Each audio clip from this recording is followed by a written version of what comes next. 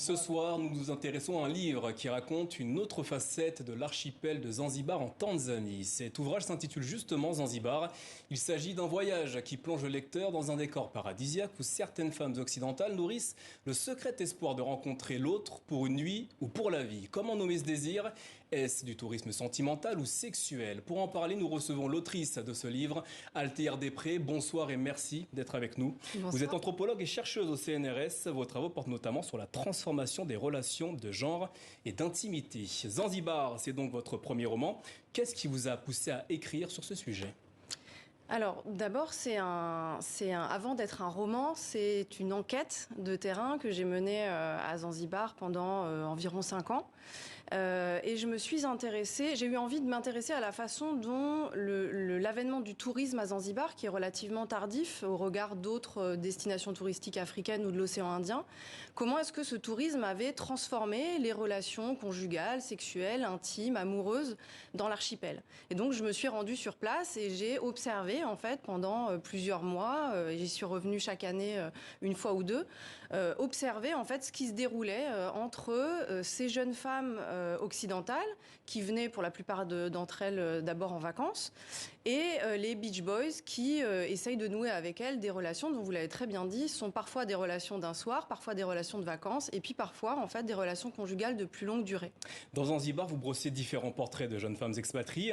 Elles partagent presque toute une forme de désillusion dans ce lieu paradisiaque. À quoi est dû ce désenchantement ?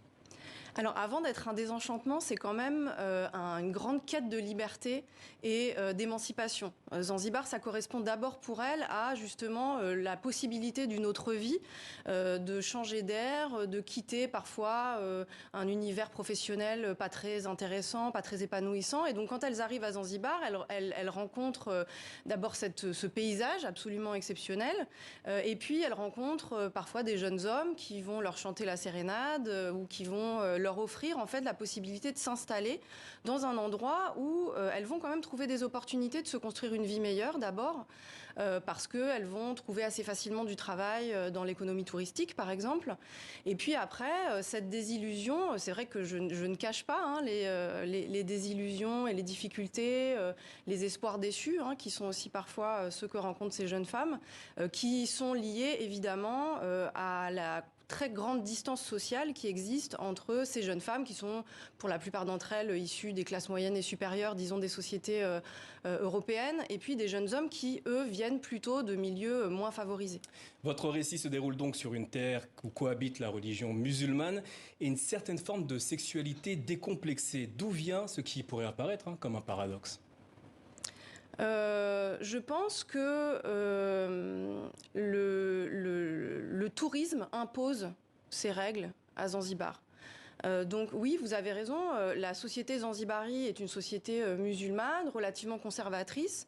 Ceci dit, les hommes jouissent quand même d'une liberté de mouvement, ils ont souvent plusieurs petites copines, ils peuvent sortir le soir, etc. Donc du point de vue des hommes, ils ont quand même une grande liberté et c'est vrai qu'avec l'arrivée de ces jeunes femmes occidentales qui sont en vacances et qui ont le temps et l'envie aussi de rencontrer des jeunes garçons sur la plage, disons que oui, ces relations charnelles et sexuelles se font d'autant plus facilement qu'il y a aussi des soirées sur la plage, donc de la danse, donc de l'alcool parfois, etc. Donc tout ça qui facilite en fait des relations intimes. Vos protagonistes, qu'ils soient hommes ou femmes, poursuivent pas forcément le même but. Sur ce point, qu'avez-vous souhaité démontrer à travers ces relations ? En fait, je crois que justement, ils poursuivent un but commun, mais ils n'utilisent pas forcément les mêmes moyens pour y arriver. C'est-à-dire que je crois que les unes comme les autres ont véritablement poursuivent un but qui me semble tout à fait noble, qui est celui de se construire une vie meilleure, de rêver quelque chose de plus grand, de mieux pour sa vie et pour son avenir. Et ça, ils le partagent. Et en fait, pendant un certain temps, quand ils vont se rencontrer et quand ils vont, par exemple, commencer à envisager ensemble de monter un hôtel ou un business touristique tous les deux, il y a véritablement là le croisement d'un même désir de réussite. Mais simplement, au bout d'un moment, les relations vont éventuellement se tendre parce que ces jeunes hommes vont avoir en face d'eux des jeunes femmes qui sont relativement puissantes parce qu'elles ont un peu d'argent, elles sont éduquées, elles ont une liberté de mouvement aussi, hein, elles peuvent bouger internationalement, ce qui n'est pas leur cas. Et donc ça va créer aussi des formes de résistance de leur côté et de friction en fait. Enfin, qu'est-ce qu'avez-vous retenu de Zanzibar? Le fantasme que cette île dégage ou la réalité qu'elle renferme? Alors moi, je suis très attachée au réel en tant qu'anthropologue. Je m'intéresse beaucoup plus au réel qu'au fantasme ou qu'à l'imaginaire.